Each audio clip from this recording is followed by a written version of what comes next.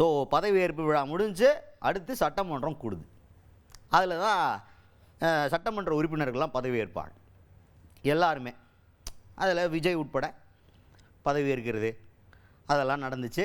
அதில் ஒரு முக்கியமான சம்பவம் நடந்துச்சு. விஜய் பதவியேற்கும் காட்சிகள் இருக்குது.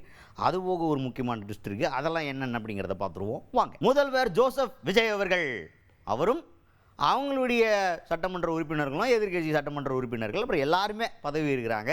அதில் விஜய் அவர்கள் வந்து முதல்ல இந்த மாதிரி வந்துட்டேன் நான் உள்ள அட்டண்டன்ஸ் போட்டேன் உள்ள என்னையா அப்படின்ற மாதிரி உறுதிமொழியெலாம் எடுத்துகிட்டு சட்டமன்ற உறுப்பினராக பதவியேற்று விட்டு அவர் கிளம்பிட்டார். அடுத்ததாக செங்கோட்டையன் அவர்கள் போகிறார். இப்படி வரிசையானா அந்த வரிசையில் அடுத்து அப்படி செங்கோட்டையன் வர்றார்.